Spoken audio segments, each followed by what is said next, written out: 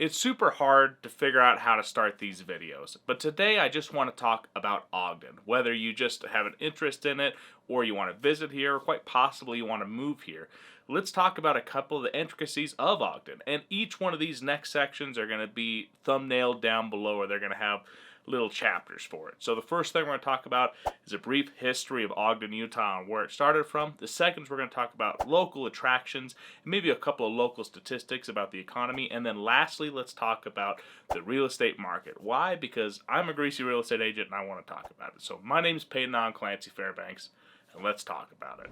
So let's talk about the history of Ogden a little bit. And first we're going to talk about Pete Skene Ogden, because that's where the Ogden name came from. And funny enough, Pete never actually even had a permanent residence here. He was just a trapper that was coming through right around 1825. Which also, funny enough, this is my mountain man vest that I wear to rendezvous every year. Doesn't matter, don't know why I brought it up, but there you go. The first European or white settlers that really started hanging around here with permanent residence would have been the Mormons in about 1847. Led by Brigham Young, or under direction of him, Miles Goodyear established a trading post called Fort Buenaventura in the Ogden area in 1845, which he sold to the Mormons in 1847. It wouldn't be until 1845 that a man by the name of Miles Goodyear actually set up a camp here, or a fort called Buenaventura, something like that.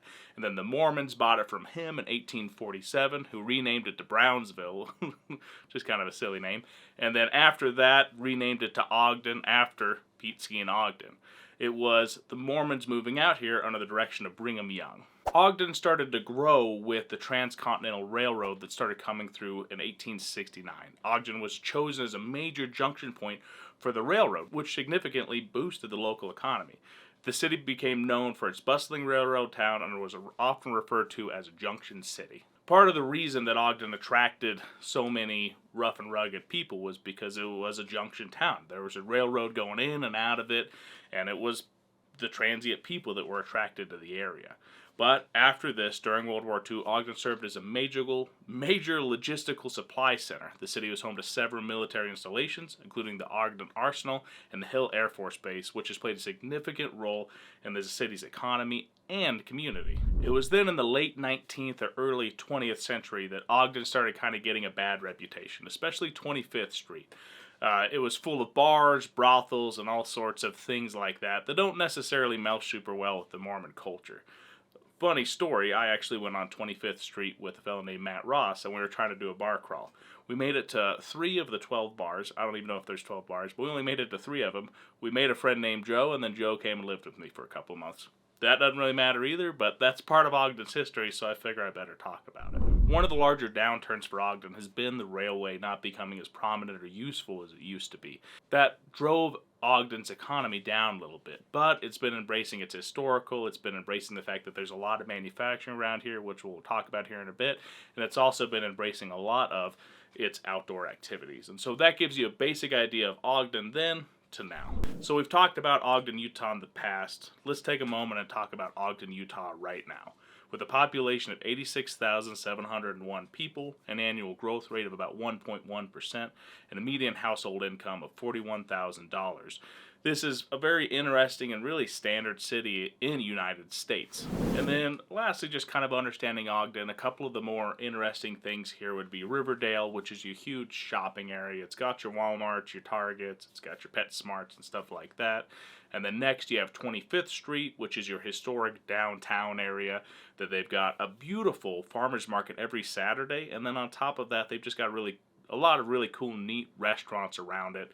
There's a really good pho place that me and my wife like to go to. And once again, yes, back in the day, I went and drank there quite a bit. Bless my heart. Next, a couple of the really good restaurants are Slackwater over near downtown Ogden, the Timber Mine, which is more which is closer to 12th Street, and then on top of that, my favorite little place called Kamikazes, which is a dirty, nasty little bar that I absolutely love and I go to all the time, and is one of the funnest places I've ever been. But I hope that gives you a little bit of a rundown of Ogden, some of its amenities, and just a general overview of what the city has to offer. One of the next large interesting things about Ogden is that they have a university here. It's called Weber River State. It's got about 25,000 students. And now, kind of talking about the business side of it, some of the largest employers in the Ogden area are Hill Air Force Base with over 100,000 employees, the Internal Revenue Service, so the IRS, with over 4,000 employees, Autoliv with more than 2,000, and then Northrop Grumman with more than 250 employees. This area really is known for manufacturing and then aerospace designs and stuff like that, which I've always found super interesting. And so there is actually quite a bit of business and a booming economy going on here. And now the last thing we're going to talk about is the Utah real estate stats for Ogden. And why are we going to talk about that? Because I'm a greasy little real estate agent and I'm going to talk about it. Let's go into the first stat that's like wildly interesting. Is June of 2023. The median original list value is $350,000, and then median sold value is $355,000, meaning that your sold to list value is 102%. That's saying that the value that people were listing their home at, they were typically selling it for 2% above what their original list value was.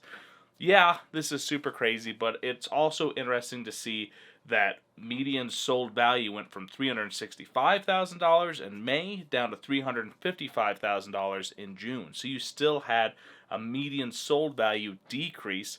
What does this mean? It means basically that people's listing price is much more realistic than it used to be, and people are willing to pay that price. This is really important to see because in Ogden, your median days on market right now is 13 days, which is ridiculously crazy low. It looks like in July it's going to go up probably to 20 or so, but there's still a lot of demand here in Ogden, Utah. And I think it's just really important to understand that. I don't want to go too far in all this. I mostly just want you to understand that the market in Ogden, Utah isn't necessarily going straight down anymore, but it does look like year over year it went from $392,000 to $355,000. What is that basically? $2,000. $392,000 minus $355,000 divided by $392,000 equals about 9%. So you've seen about a 9% decrease year over year in the state of Ogden. But, you know, and that's another crazy thing too, is a lot of people could consider that a crash. Is it or is it not? I don't know, but the price is lower than what it used to be. So, once again, I don't want to go too far into that.